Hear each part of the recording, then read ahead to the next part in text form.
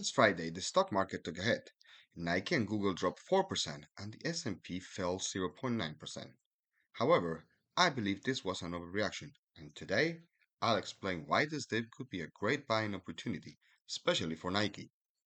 Just a reminder, this is not financial advice. These are my opinions, and you should always do your own research before making any investment decisions. The drop was driven by two main factors: worries about a rumor of potential tariffs in Europe or higher tariffs with China, and a Michigan Consumer Index report falling by 1.1%. So, why did the market overreact? Let's break down what happened. The tariffs rumor was later revealed during the press conference between Trump and the Japanese Prime Minister to be nothing significant, just reciprocal tariff discussion with Japan with no real economic impact. Meanwhile, as for the MCI, we know that markets tend to overreact to negative news, kind of like a 5-year-old having a tantrum. Let's dive into it. The Michigan Consumer Index, MCI, is a monthly survey that measures consumer sentiment in the United States.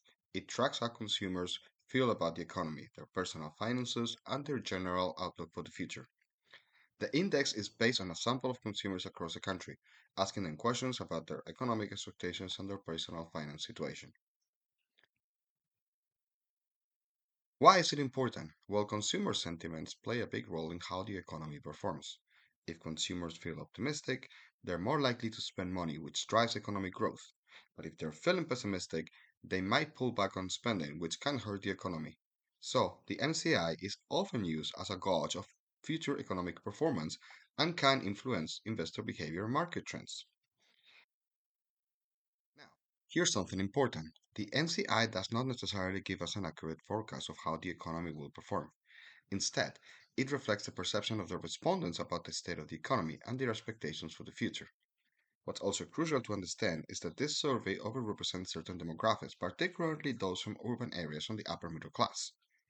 If we consider this bias, we'd likely find that while the actual result of the election showed Trump winning 50 to 49, the political leaning of MCI respondents is more likely to favor Harris. In the aftermath of such a polarizing election, it's understandable that a survey with a higher proportion of Democrat leaning respondents would reflect a more negative economic sentiment. If we were to adjust for these factors, it's entirely possible the FCI wouldn't have fallen at all, or might have even been positive. This means that the gap between the market's reaction and the actual sentiment could have been almost a full percentage point. That's a huge opportunity, especially in companies like Nike and Alphabet, where the stocks saw significant drops despite the broader market overreaction. Nike has always been at the forefront of the sports apparel industry, consistently leading the market with innovative products, iconic marketing campaigns, and a relentless focus on athletes. The company's success was evident in its skyrocketing sales, with stock valuations reaching an all time high of over $100 per share in 2021. Nike's brands were synonymous with sport, achievement, and excellence, and their products were a staple in the athletic world. In 2020, John Donahoe took over as CEO, and while his decisions initially seemed to have positive results in the short term, they proved disastrous in the long run. One of the most significant mistakes was shifting the company's focus too heavily toward online sales, at the expense of its traditional retail partnerships. While e commerce was undoubtedly important, and Nike didn't abandon physical stores entirely, the company did neglect this side of the business, which alienated important retail partners. This strategy also failed to deliver the expected profitability in the online channel. Furthermore, Donahoe's leadership became increasingly linked to political and social causes, often overshadowing the company's core identity. Nike's focus on political messaging, particularly around issues like gender identity and race, seemed to alienate a portion of Nike's loyal customer base, as seen with the Kaepernick controversy. While these causes may resonate with some, for many customers they detracted from Nike's original identity as a brand focused on athletes and sport. The market response was telling. Sales and profitability declined, and the stock price followed suit, dropping from $120 to just $68 by last Friday. As a result of continued underperformance and a lack of positive prospects, Nike needed to make a change. In September 2024, Elliot Hill was called back from retirement to replace Donahoe as CEO.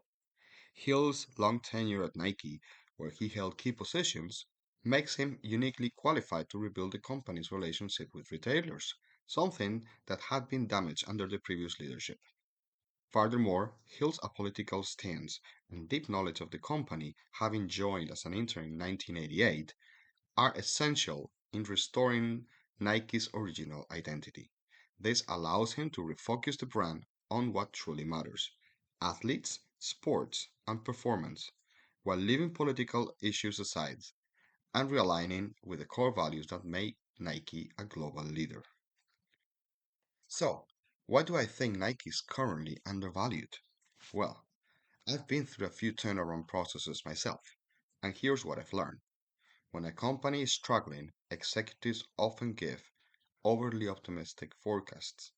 When those forecasts inevitably miss the mark, the blame tends to get shifted to external factors and the responsibility for those failures is deflected. Then, new leadership comes in, taking a more realistic approach.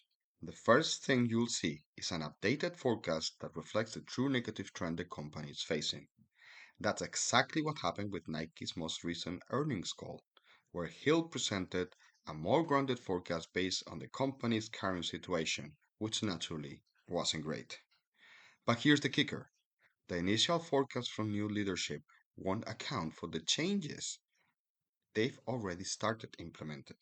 This means that Nike's upcoming results are likely to exceed those forecasts, showcasing the new management ability to turn the company around. And, as we all know, when a company's performance deviates from expectations, the market tends to overreact.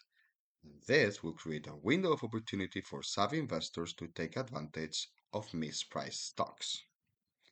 Again, this is just my perspective, not financial advice. Always do your own due diligence before investing. So, do you think the market overreacted on Friday?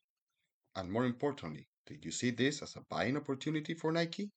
Or do you think it's going to take longer to recover? Let me know your thoughts and predictions in the comments below.